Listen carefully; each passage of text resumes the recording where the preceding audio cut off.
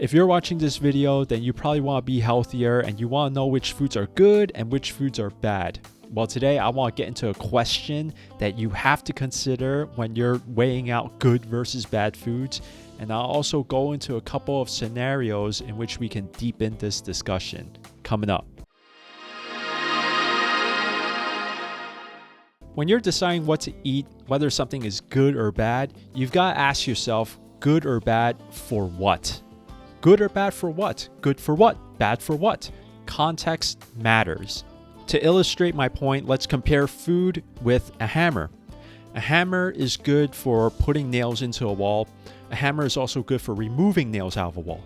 But what a hammer isn't good for is painting a wall. A hammer cannot paint a wall. You can try to paint a wall with a hammer, but it will take you a very, very long time. But does that make a hammer inherently good or inherently bad? Not at all. Not at all. A hammer is just a hammer, and food is just food.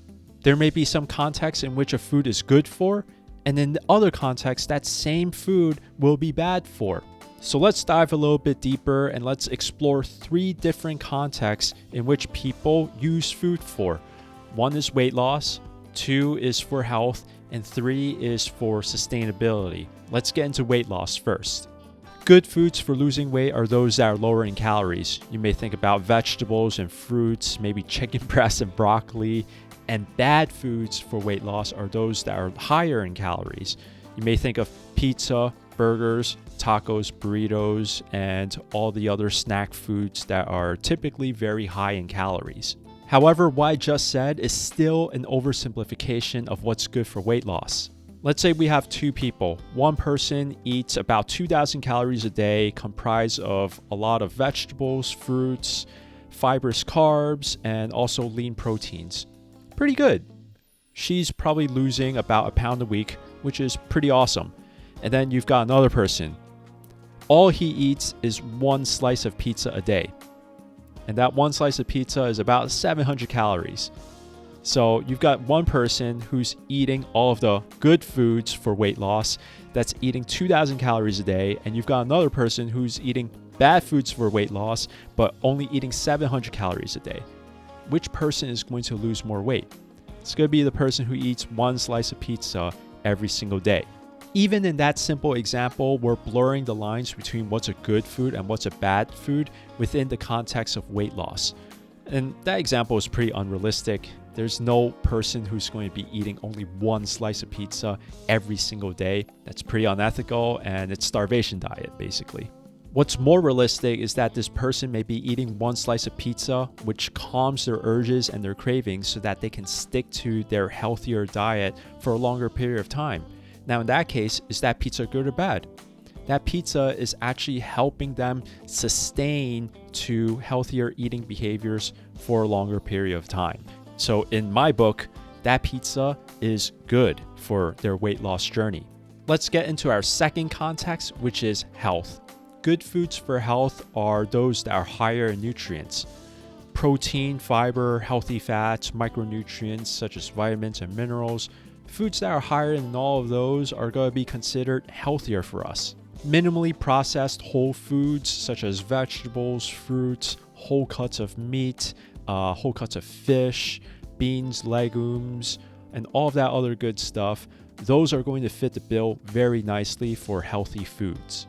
Bad foods for health are those that are lower in nutrients. Typically, these are going to be your highly processed foods that have stripped all of its nutrients away during the manufacturing process so that they can enhance the taste and they can enhance the palatability by adding in a lot of refined carbs and a lot of added sugars and other flavorings. They tend to be high in processed fats as well in order to enhance its shelf life and also to enhance its overall taste. Given all of that, is it actually healthy to eat only good foods for health? Trying to eat only healthy and nutritious foods all of the time in every single situation can be very damaging as well. In fact, this is a condition called orthorexia. It's an over-obsession of needing to eat clean all of the time that it could take away from one's overall well-being. It can damage someone's mental health as they're hyper aware of everything that they're eating. It can damage someone's social well-being as they may refrain from certain social events where there may be some bad foods that they can't eat.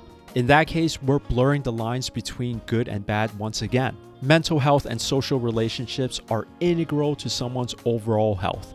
So if it takes eating some bad foods in order to maintain those, then that's a trade-off that's totally worth it. You've got to eat the cake at the birthday party. You've got to drink the beer and eat the chips at a sporting event. You're not going to bring a Tupperware filled with vegetables and salad to a bar to go hang out with your friends.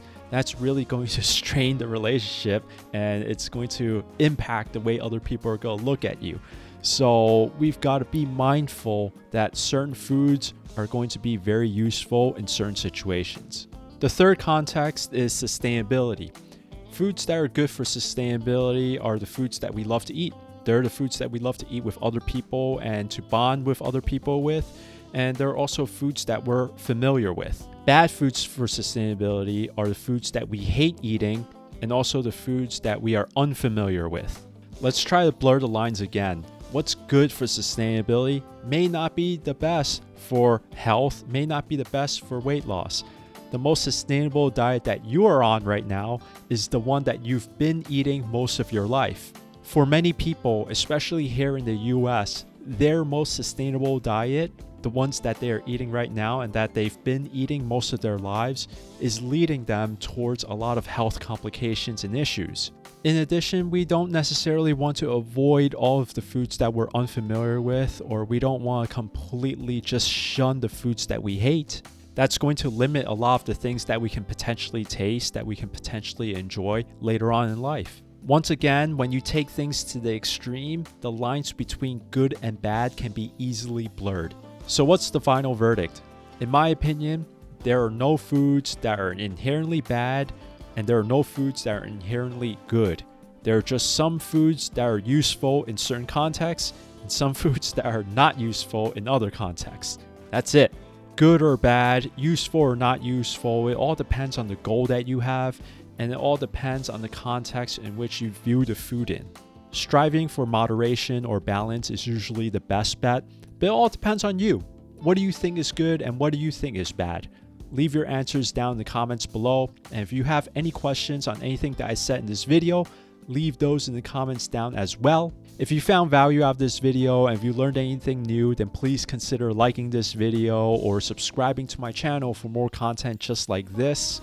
Please check out all of my other videos on the next screen, and I will see you in the next one. Peace.